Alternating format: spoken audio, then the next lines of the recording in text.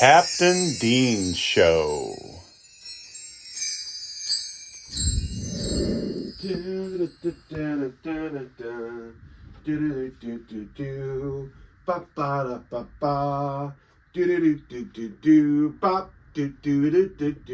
Hey, welcome back to another super awesome, exciting episode of the Captain Dean Show.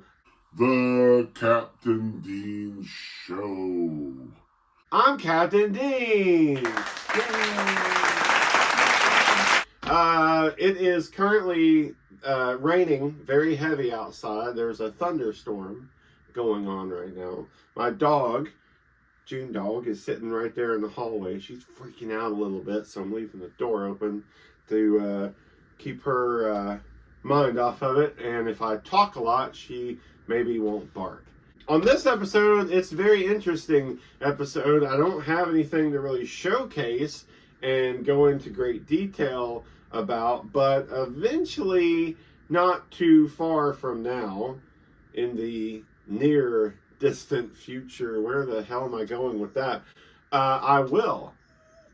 But until then, I'm going to do something a little different and have a different episode than normal. But first of all, to the gentleman who made a comment on my YouTube channel, I don't know what video it was, who called me what was it? Let me have a look here in my book here. Look at the camera, you gecko-looking motherfucker. First of all, sir, I have very squinty eyes. Right? That's a birth defect? Is that right? Is that the right word to use? I have a birth defect. My eyes are very squinty. So, to make you happy, because I know that you, of all people, I don't even know who this guy was. He was just some total stranger, watched one of my videos and made that comment. So let me do you a solid right now, okay? You can go fuck yourself. Thanks for watching, though. I hope you like the rest of the videos. Maybe you learned something, or liked the base I was showing off, or enjoyed the stories I was talking about. But I'm looking at the camera, and I've got my eyes open, and I took off my glasses, which might help me look more like a gecko. But I'm not a gecko, as you can see. I'm Captain Dean. Woo! Anyway, I'm going to continue to look at the camera for the rest of the episode, okay? Are you cool with that? Cool. I'm going to open my eyes really wide so you can see them. Is that better? Is that better? Okay, great. Glad we got all that cleared up. On this episode, I'm going to talk about something that used to be really cool and is now becoming an addictive problem. When you live close to Nashville, Tennessee, it is not hard to come across guitars and basses and drum equipment for sale on Facebook Marketplace.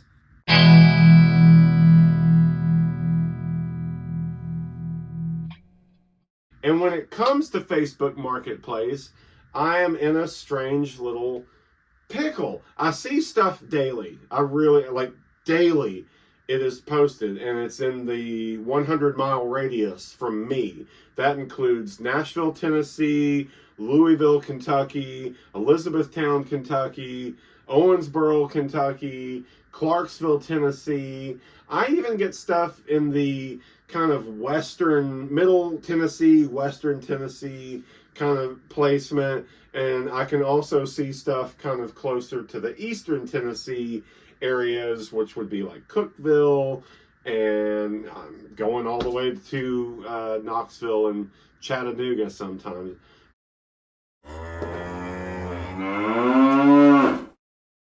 But when it comes to my local area, it's pretty much Nashville and Louisville and all points in between the Bowling Green, Kentucky area. I live on the eastern side of Bowling Green, Kentucky. I am close to a town called Scottsville. I am not too far away from Glasgow. I am really close to Franklin. And all of these towns kind of have a connection to Bowling Green, and they're all very filled with music scenes. A lot of bands, a lot of musicians in this area of the state, and they're all in those little towns and little pockets of little areas in between all of that.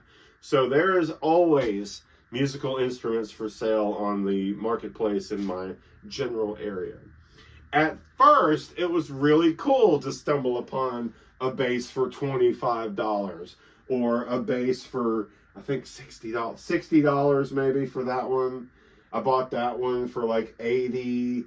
I bought that one for ballpark around $100. So when I stumble upon a bass, if it's $100, that's kind of a stretch for me. I'm like, well, it's $100, but it's a cool looking bass. It's good. I can clean it up. I can change the pick guard. I can do this. I can do this. The biggest problem I have is coming across a bass that starts at 100, and then about 2 or 3 weeks go by and they mark it down. They'll mark it down to about 75, 70.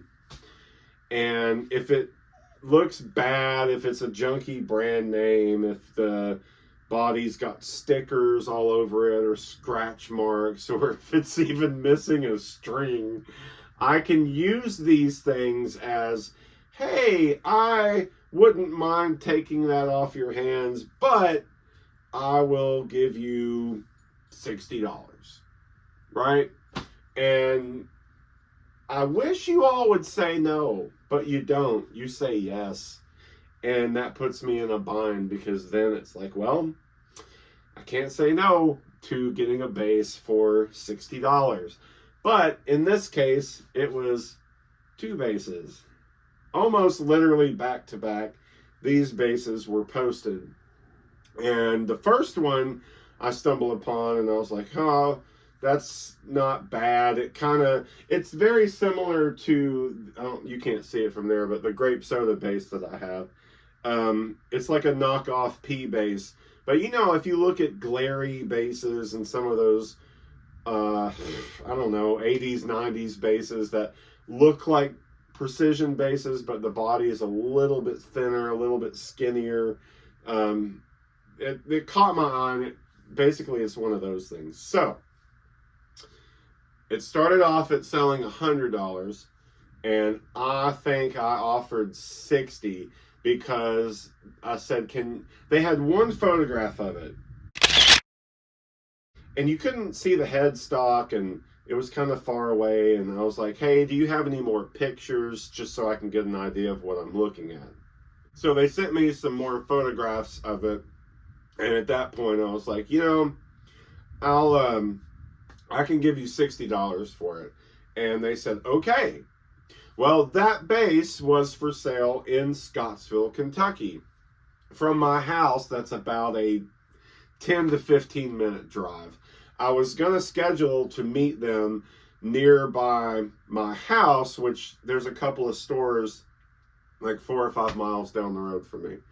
And lo and behold, they were like, well, I got to come into Bowling Green today and go to work for a meeting or something, so I can bring it to you. So they met me at one of the places I work at. The place I work for has satellite locations, so they met me at one of the satellite locations, which was conveniently on the way in to Bowling Green for them, but I just happened to be there around the time they were going to be there. So let's look into this magic closet and see what we got here. Oh, look at that. A $60 bass guitar. It says it is a Baltimore. The body, as I said earlier, it's a little bit thinner here, and the horns are a little bit, I don't know, I would call it a little bit smaller, a little bit pointier than the average P bass, like a Squier bass or something like that. It's not as thick, I guess, as you could say on the body. But it's got that shape, and it's got the same shape in my eyes of what my grape soda base had. It's just a little bit thinner in here. But anyway, this is a Baltimore Precision base. I got this for $60. They even left the leather strap on it, which I have no use for. But as you can see, it is a decent looking Sunburst. It's fairly heavy, actually. It's my grape soda base is very low. It's like 5 pounds, like 4 or 5 pounds. This one actually has some weight to it. I would say this is like 8 or 9 pounds. Everything looked good. The neck looked good. I didn't see any broken parts, but I got this base for $60. So I was very proud of that, and I agreed to buy it on that deal. But wait, there's more. About a week or so after getting this one, another one popped up. And this time it was another P-base, unknown brand name to me, P-base, but it was in Bowling Green, which is where I work, and I am majority of my time is spent in Bowling Green. And the guy lived in Bowling Green, and he posted it, and it was for $100. And then I watched it for a day or two, and it dropped down to about 80.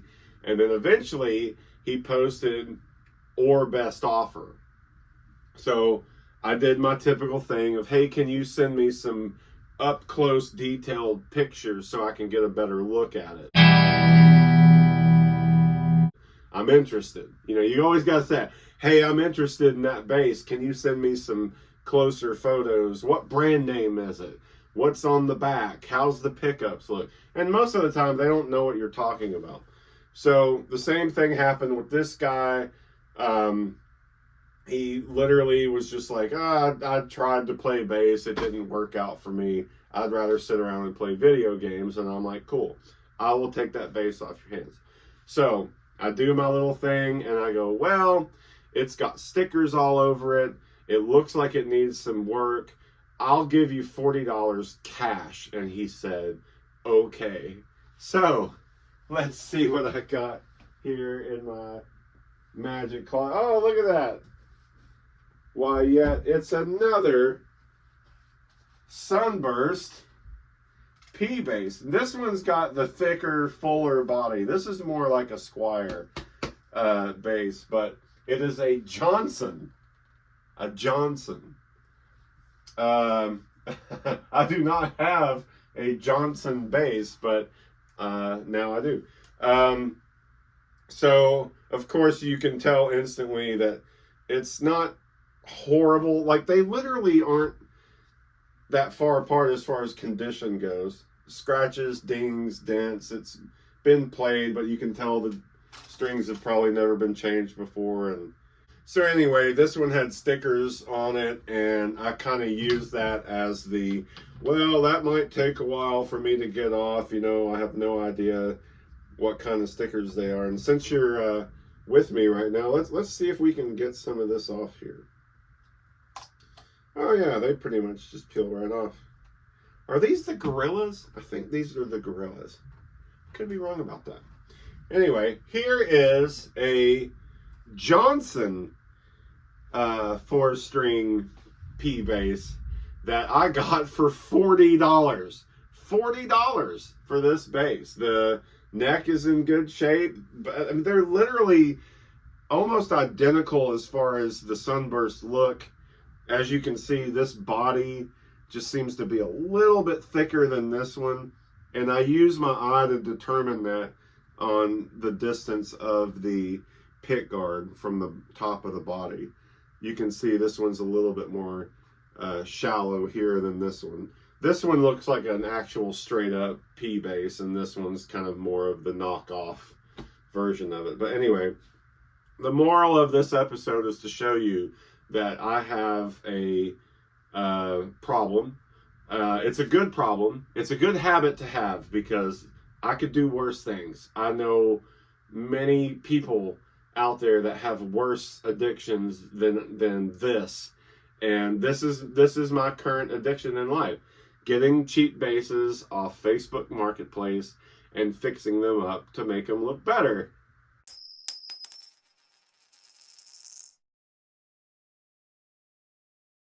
And making them mine. The problem is I can't go out and buy stuff like this, paint it, and sell it. I just have to turn it into something. It becomes an art project for me. It becomes a therapeutic thing for me to do. I just love doing this stuff. I mean, shit, look behind me. Pretty much everything in this room has come off Facebook Marketplace at this point. So, there you go. I just wanted to have a quick little episode on what Facebook Marketplace has done for me in my local area. This is the kind of stuff I stumble upon all the time. I got this Baltimore P bass for $60 and this Johnson P bass for $40 because it's got stickers on it, and that's going to take a while. What am I going to do with them? That's a great question. I have a few other ideas in mind that I would like to do, and now I have 2 opportunities to keep doing something. I've wanted an orange soda base to go with my grape soda base over there. That's an idea. A Chicago Bear base, and the only reason why is because I've seen a few people out there that are big sports fans that get guitars and put their team's logo on it just with a sticker or whatever. But my bandmate and my good friend Wade England has a Les Paul guitar that he had someone turn into a New Orleans Saints guitar for him. He's a diehard Saints fan.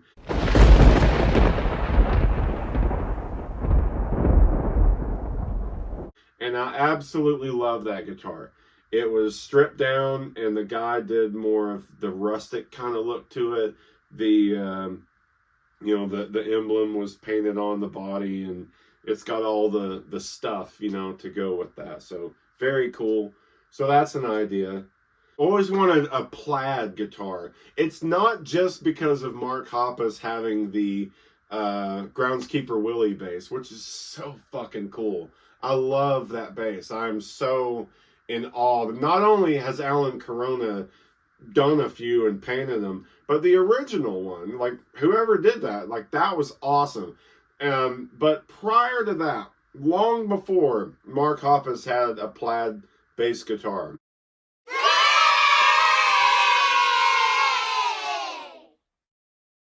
There was a guy, I want to say in the 80s or maybe even early 90s. Was his name Blues Sacramento or Sacciano or Blues something?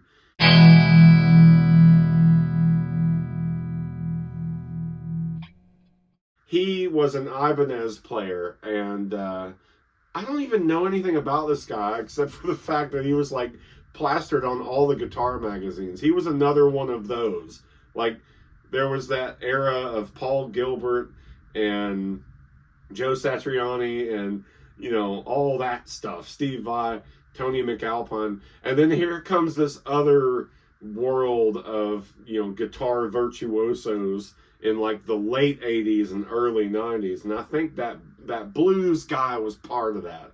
But anyway, he played Ibanez guitars, and they were plaid.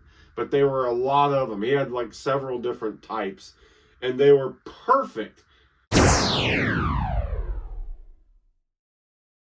I think they were a wrap. I don't think they were painted. They had to be a wrap because the wrapping guitar look became a big deal in the early 90s.